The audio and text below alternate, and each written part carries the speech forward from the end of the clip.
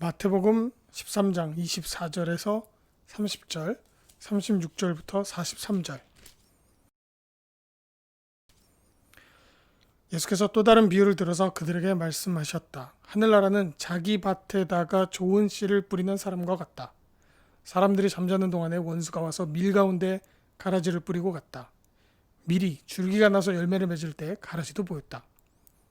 그래서 주인의 종들이 와서 그에게 말하였다. 어른께서 밭에 좋은 씨를 뿌리지 않으셨습니까? 그런데 가라지가 어디에서 생겼습니까? 주인이 종들에게 말하기를 원수가 그렇게 하였구나 하였다. 종들이 주인에게 말하기를 그러면 우리가 가서 그것들을 뽑아버릴까요? 하였다. 그러나 주인은 이렇게 대답하였다. 아니다. 가라지를 뽑다가 가라지와 함께 밀까지 뽑으면 어떻게 하겠느냐? 추수 때까지 둘 다 함께 자라도록 내버려 두어라. 추수할 때 내가 추수꾼에게 먼저 가라지를 뽑아 단으로 묶어서 불태워버리고 밀은 내 곳간에 거두어드리라고 하겠다. 그 뒤에 예수께서 무리를 떠나서 집으로 들어가셨다. 제자들이 그에게 다가와서 말하였다. 밭의 가라지 비를 우리에게 설명하여 주십시오. 예수께서 말씀하셨다.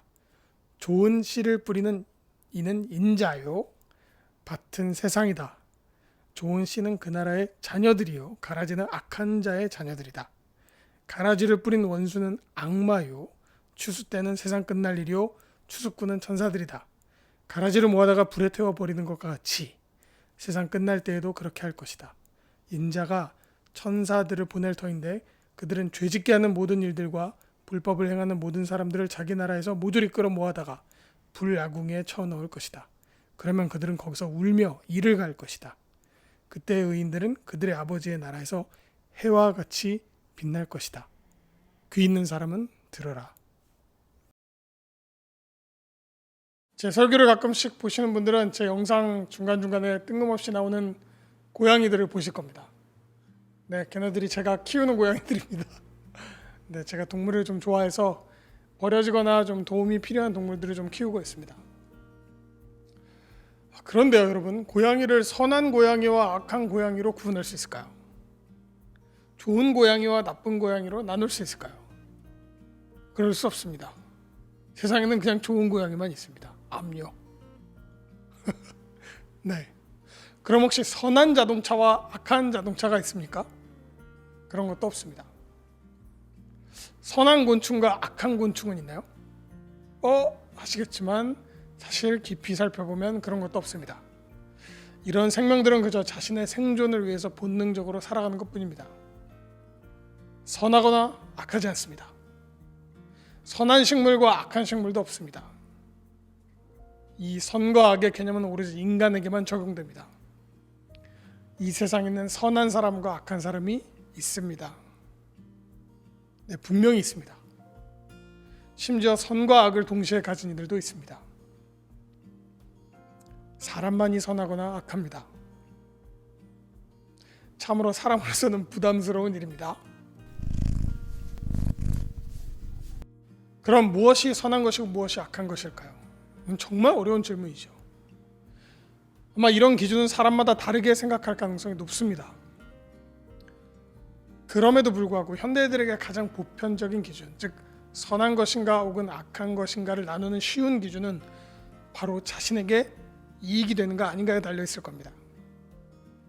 아까 제가 그 곤충을 예로 들었는데요. 쉽게 이야기하면 그런 거죠. 우리는 익충과 해충을 구분합니다. 좋은 곤충과 나쁜 곤충이죠. 이것을 나누는 기준이 정확하게 그 곤충이 사람에게 이익이 되는가 아닌가에 달려 있습니다. 이런 거면 유익균이나 유해균 같은 게 있죠. 그러니까 사람에게 질병을 야기하면 나쁜 균이고 사람의 건강에 도움을 주면 좋은 균이라고 해서 우리가 만들어서 먹기도 합니다. 즉 우리에게 이로우면 선하고 해로우면 악한 것입니다. 사실 2020년에 인류에게 가장 큰 해악을 끼친 코로나19는 우리 입장에서는 대표적인 나쁜 바이러스이죠. 하지만 곰곰이 생각해보면, 특히 그 바이러스 입장에서 생각해보면 걔네들은 그냥 정말 최선을 다해서 본능에 충실하여 진화하고 있을 뿐입니다. 증식하고 번성하고자 하는 그 생존의 욕구가 사람에게는 다만 큰 어려움을 주었을 뿐이죠. 걔네가 악하다고 말할 수는 없습니다. 이렇게 가고 보니 선한 것과 악한 것을 객관적으로 구별하는 것은 매우 어려워지기 시작하네요. 자, 그럼 이제 선한 사람과 악한 사람 이야기를 해보죠. 이거는 있는 것 같습니다. 선한 사람과 악한 사람 분명히 있습니다. 착한 사람이 있고 나쁜 사람도 있습니다. 다만 아주 선명하게 구별하기가 어렵긴 합니다. 대략 한번 생각을 해보죠. 자, 우선 예수 믿는 사람들은 선할까요? 착할까요? 아니 모두 다가 아니더라도 대체로는 그럴까요? 대답이 막 만만하진 않죠. 또 동물 보호하시는 분들 이런 분들은 선할까요? 대체적으로는요. 약자들을 위해서 기부하는 사람들은 그렇지 않은 사람들보다 선할까요? 대답이 쉽지 않죠.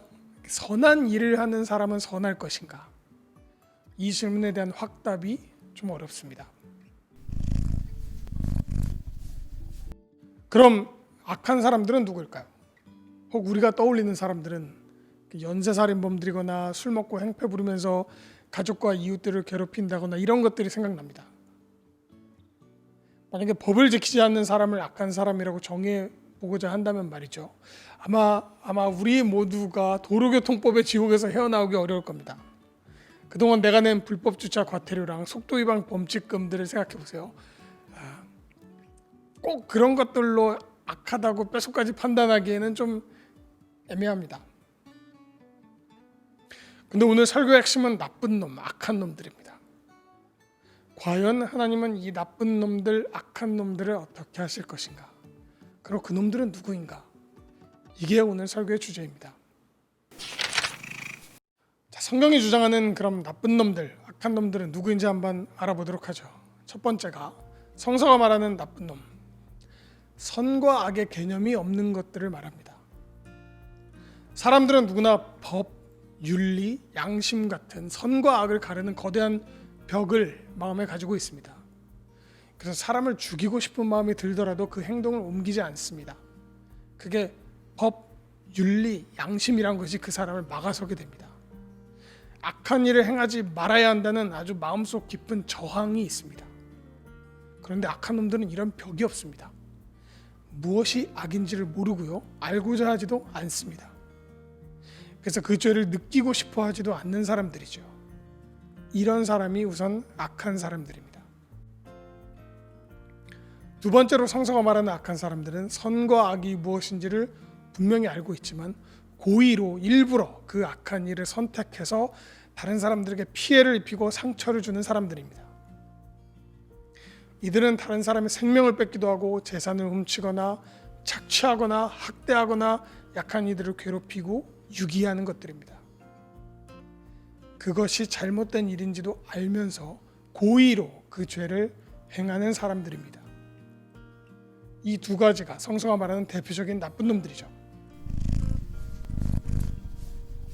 사실 악하지 않은 사람들도 죄를 저지를 수 있습니다.